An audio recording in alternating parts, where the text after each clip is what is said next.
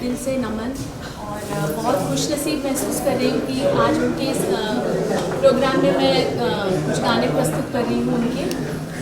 और गानों की सिलेक्शन में थोड़े मराठी, थोड़े हिंदी, पुराने गाने मैं गाने लाई हूँ। मुझे खुशी है कि उनके जाने के बाद मुझे एक बात हमेशा जहन में तंग कर रही थी कि उनके जाने के बाद कुछ ऐसा हुआ ही नहीं, कुछ होना चाहिए था बड़ा उनको उनकी याद में।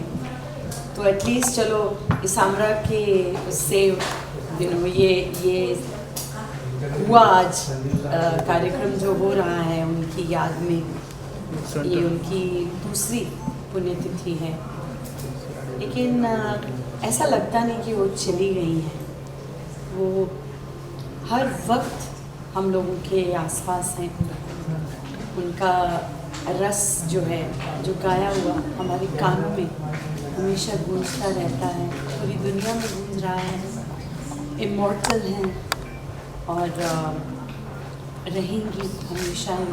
नहीं, बिल्कुल सुबह से ही दिल थोड़ा सा उदास तो था, क्योंकि इस दिन को याद करते हुए और हमारे 2 साल पहले सरस्वती पूजा के दिन ही हम हमारे माँ सरस्वती जो साक्षात हम लता जी को मानते हैं, उनका निधन हुआ था। लेकिन ऑफ कोर्स हम सब यही मानते हैं कि कुछ ऐसी आवाज़ें होती हैं जो हमेशा हमारे साथ ही रहेंगी, हमारे बाद भी ये आवाज़ें हमेशा रहेंगी। और इन सारी आवाज़ों में सबसे स्वर्ण अक्षरों में अगर कोई आवाज़ है तो वो लता जी की है। And she is the pride of our nation and she is the identity of India. अगर भारत की आवाज़ हो तो लता जी की है। आज स्वर सरस्वती लताबाई मंगेशकर हमारी माँ, सभी संगीत जगत के लोगों की माँ लता जी मंगेशकर, उनका दूसरा आज पुण्य स्मरण दिन है। वैसे अभी भी विश्वास नहीं होता है, क्योंकि रोज़ उठते ही उनकी आवाज़ कान पे पड़ती है, तो उनका जाना तो बिल्कुल विश्वास के परे है। और हम लोग तो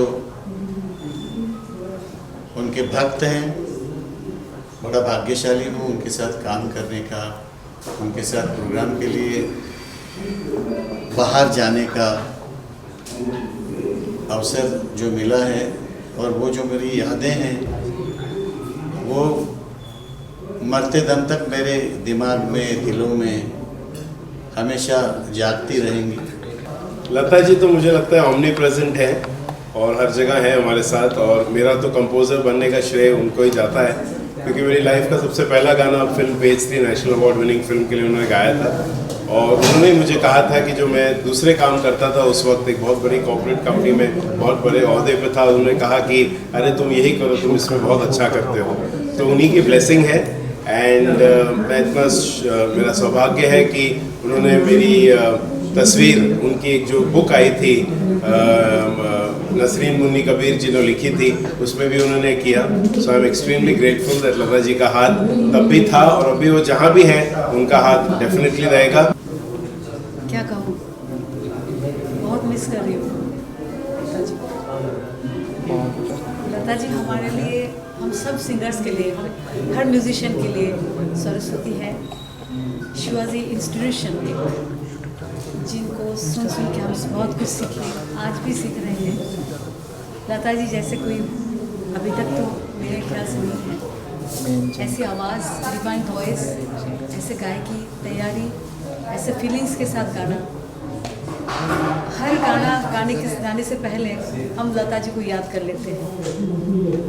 किसी ने मुझे कहा था एक काम करो, सुबह जाके लता जी का कोई भी गाना सुनो और उसको सीखो, कोशिश करो गाने की, तो तुम्हें और कुछ सीखने की ज़रूरत नहीं है। सही कहा था उन्होंने।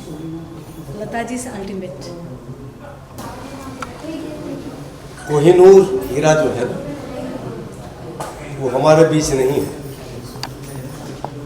लेकिन कोहिनूर हीरा का जो वो कलर होता है ना, वो ऐसा कलर कि जब तक ये धरती चांद सितारे रहेंगे तब तक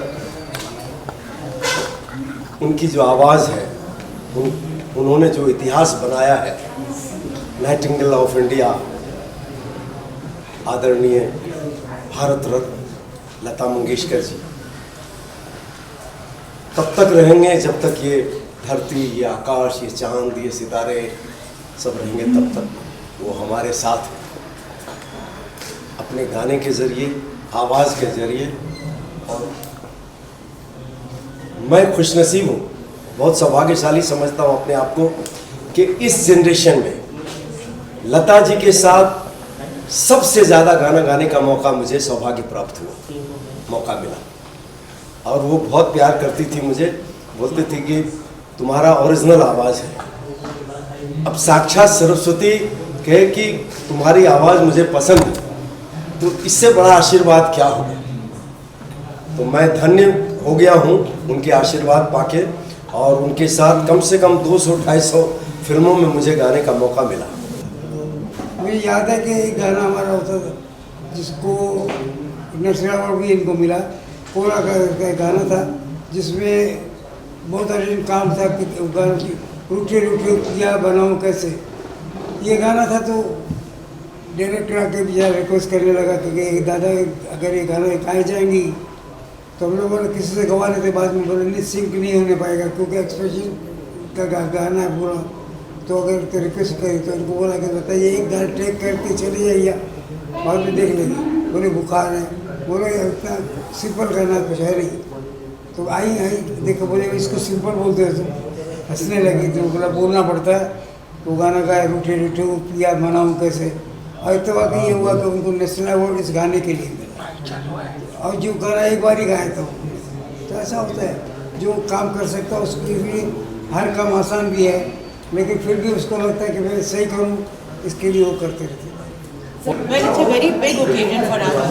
जैसा कि आपको पता है कि लता दीदी हमारी सबकी देवी माँ है, हम सबकी इंस्पिरेशन है, हम सबका इंस्टीट्यूशन है, जिससे हम लोग सीखे हैं, जिन्हें सुन के सीखे हैं। और हम सब बहुत ही प्यार करते हैं दीदी से।